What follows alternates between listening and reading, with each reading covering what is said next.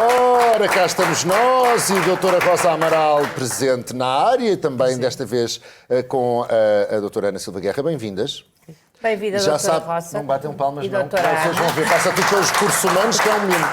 Mas vamos ter a separador da doutora Rosa. Era isso que eu ia dizer à doutora Ana Silva Guerra. É uma estrela desta estação, é uma estrela deste programa. Exigiu, porque exigiu que tinha que ter um separador cada vez. É como se cada vez que ela entrasse tivesse uma fanfarra. Quer ver? Vamos a isso.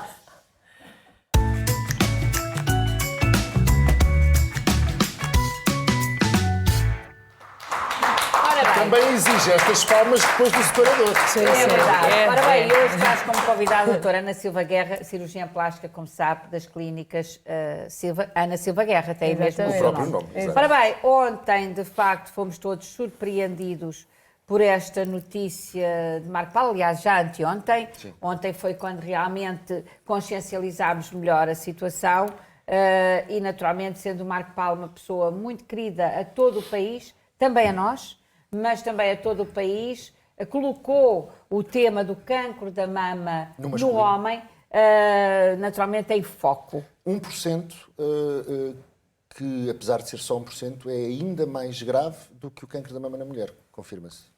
Não podemos dizer que é mais grave. O que acontece é que normalmente o homem não recorre tão cedo porque não está tão alerta, tão atento. Normalmente o que acontece é aparece um nódulo.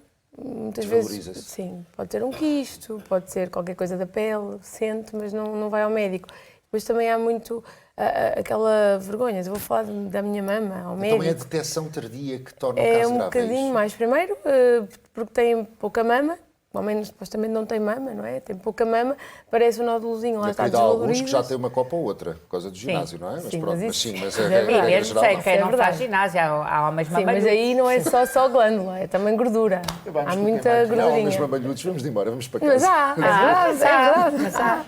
E isso é um problema também. Lá está. Também é fresca, doutora, vá. Não bastava uma, tenho duas. Cada vez mais se fala sobre isso, cada vez mais os homens já recorrem ao médico. E temos que falar sobre isso. E percebe-se que às vezes é não falar sobre as coisas que leva a que as pessoas desconheçam certas coisas. E há muitos homens que desconhecem que podem ter cancro da mama, é verdade. Doutora Rosa, acha que esta questão, mais uma vez, da vergonha, do preconceito, pode atrasar um diagnóstico? Sim, sem dúvida. O homem inibe-se de procurar ajuda em componentes do seu corpo que adoecem, que ele sinta que tem, de alguma maneira, um cariz que na sociedade pode ser mal visto. Fragiliza a imagem de masculinidade. Mas isso também acontece com o cancro da próstata? Claro, quantos homens adiam o exame à próstata?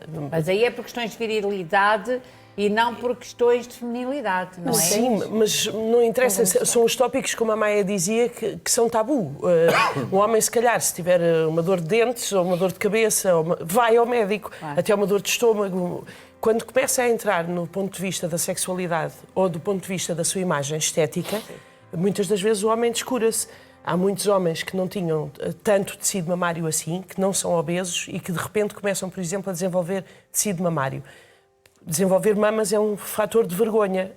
Um homem não tem a mesma à vontade de ir a um médico, de repente, agora começaram-se a desenvolver seios, eu estou com mamas, o que é que se passa? Há uma vergonha. Já está melhor. Eu já começo a receber cada vez mais pacientes a dizer isto é normal. Eu não sei se isto é normal ou não. O que é que a doutora diz? E depois vamos fazer os exames, eu explico, olha, isso é normal, pode acontecer, mas há solução. Ficam contentes e satisfeitos, vão resolver aquilo. Já vão procurando, já se começa, porque também já se começa a falar um pouco mais. Porém, continuamos sempre aqui, apesar de ter aumentado o número, segundo a sua experiência profissional, continuamos ainda a falar aqui de uma franja muito pequenina da sociedade, certo? Sim, ocorre, na maior parte das vezes, o homem não procurar na realidade ajuda e daí ser detectado em fases tardias. E há um fator que pode ter aqui uma certa predominância, as questões genéticas. Um homem que já tenha tido cancro da mama na família deve estar mais alerta. Paulo, que a irmã dele teve cancro de mama. Porque há marcadores genéticos que... E também o próprio Marcos já teve outro cancro, teve cancro do cólon, não é? Exatamente, portanto, há 20 anos. Isso pode levar a que surja focos de cancro. Eles não estão diretamente relacionados. Não estão. Não estão, mas de qualquer maneira temos outros fatores importantes. O envelhecimento está associado ao risco aumentado de cancro da mama no homem, os tais fatores familiares, e depois uma série de situações, os marcadores genéticos, que provavelmente não é o caso, ele já terá sido estudado e não tem Mas não importa, há muitos genes que ainda estão por descobrir que podem estar relacionados com o cancro da mama. Nós não sabemos tudo. E outros fatores, como basta um bocadinho obesidade, alguma patologia hepática, tudo isto pode influenciar ou aumentar o risco de cancro da mama. Doutora, mas deixe-me só, para que isto fique bem esclarecido na minha cabeça e também na cabeça das pessoas que nos ouvem, não é preciso um homem ter mama grande para ter cancro da mama. Não, pelo contrário. Pode ser um homem com uma mama absolutamente lisa. Nem sequer saber que tem mama, não é? Certo. O que acontece é, a ginecomastia, que é o tal aumento benigno da mama no homem, não está relacionado com o cancro da mama. Certo, Não pronto, vamos ficar era isso em que é preciso pânico, esclarecer, sim. De repente tenho uma mama e vou ter cancro. Não, são coisas distintas, é uma alteração benigna que não tem necessariamente a ver com o cancro. Pode ter cancro quando basta ter um bocadinho de mama atrás da areola que nem se percebe e aí pode-se desenvolver. Muito bem. Rosa, uma mulher quando recebe um diagnóstico de cancro da mama é um diagnóstico realmente avassalador. Nós já temos aqui recebido no Manhã CM muitos testemunhos de mulheres que ficam realmente, o chão abre-se à sua frente. E num homem? Como é que um homem receberá este impacto de uma notícia de um cancro e de um cancro na mama? Da mesma maneira, Maia, talvez não tão sofrido no ponto de vista estético, naquilo que poderá vir a significar o impacto de um possível tratamento na sua imagem, mas de veras transtornado, até porque muitas das vezes, uma vez mais, pode ser apanhado numa fase já mais tardia, podendo ser uma situação de maior gravidade, e a pessoa vai sentir todo o ciclo que se sente quando se recebe uma notícia de cancro. Cancro é uma doença assustadora, é uma doença que pressupõe tratamentos de alguma agressividade. A pessoa não consegue imaginar este diagnóstico e manter-se de imediato ou otimista ou virada para o futuro a pensar que tudo se vai resolver. Todos nós, perante um diagnóstico destes, temos um embate muito sério, ponderamos o que é que isto significará na nossa vida e depois não se torna um cancro fácil de se falar, principalmente na questão masculina outra vez. Assumir que se tem cancro da mama, não só se está a dar a notícia estranha do cancro e do que isso pode trazer para o ambiente familiar, como ainda por cima da mama, o que vai trazer estranheza e as pessoas que perguntarem, porque no fundo não é assim tão habitual. Só é estranho porque não se fala nisso. Exatamente. Porque se falarmos muito nisso, não é estranho. Temos que falar exatamente. Mas eu acho que aqui, de facto, é aquela questão que a Rosa falava, de falarmos de sexualidade. Continua a ser um tabu, continua a ser um travão para as pessoas falarem da sua intimidade, conseguirem pôr por palavras aquilo que sentem, aquilo que têm, especialmente num contexto... Bom, às vezes nem com as próprias esposas ou maridos, quanto mais em ambiente de consultório. E se calhar desenvolver em todos nós a noção de que é na prevenção de tudo que está o nosso bem-estar e a nossa saúde. E nós somos muito descurados. As mulheres já nem se fala. O homem fazer a palpação, quer dizer, se a própria mulher, que a nível de fator de risco está identificado, é muito superior à percentagem que se vê nos homens, as próprias mulheres se descuram, imaginemos um homem. E é estranho que nós continuemos a ter esta atitude desligada sobre a nossa saúde.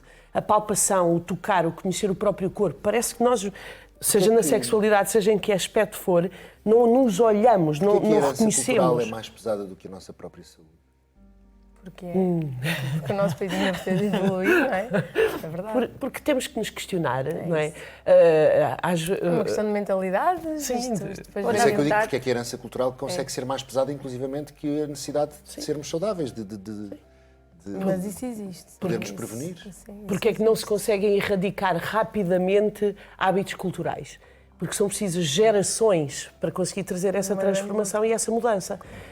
Mas nunca se falou, doutora Rosa, e isto é um pouquinho frustrante para nós, que estamos aqui todos os dias e que falamos todos os dias nas mesmas coisas, é que hoje em dia as coisas são tão faladas, a televisão é um veículo de facto aculturador e às vezes parece que tudo o que nós dizemos cai em saco roto, não é? Não chega a casa. Porque hoje em dia com os meios de comunicação é tudo mais fácil de mudar.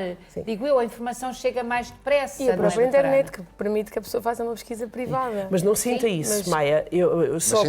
Eu sei, Nós sentimos. mas está melhor, Maia. Exatamente por programas como este e outros que chegam com alguma desta cultura à casa e relatam casos, as pessoas talvez durante um bocadinho, é como se tivessem visto ali um acidente que as alertou e elas vão olhar um pouco mais. O problema é que todos nós temos tendência para cair outra vez na nossa rotina, nos nossos hábitos. E não é só isso, o medo. Sim, Só tem um bocado de É medo. o medo.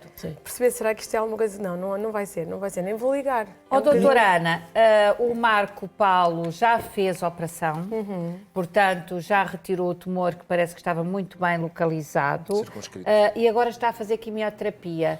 É este o procedimento comum? O cancro da mama, o tratamento do cancro da mama passa inevitavelmente por quer dizer, a não ser que sejam em casos muito avançados, já não haja condições, pela cirurgia. E a cirurgia visa remover o tumor na mama, que pode ser, no caso de uma mulher isto é mais comum, ou uma parte da mama só, no caso do homem não faz sentido tirar um bocadinho e deixar lá o resto, é tirar tudo E esvaziar os gânglios. e depois também. perceber como é que está a parte da drenagem linfática. Depende, Ao que consta, também esvaziaram os gânglios todos. mas nem sempre é preciso, depende. É preciso, primeiro faz Pode ser pesquisa o sentinela. Exatamente, o gânglio sentinela, e se o gânglio sentinela tiver evidência que há passagem de células através desse primeiro gânglio, então poderemos tirar os outros que podem estar ou não invadidos. Aqui a Pode idade acontecer. do Marco acaba por ajudar aqui É o um cancro fator.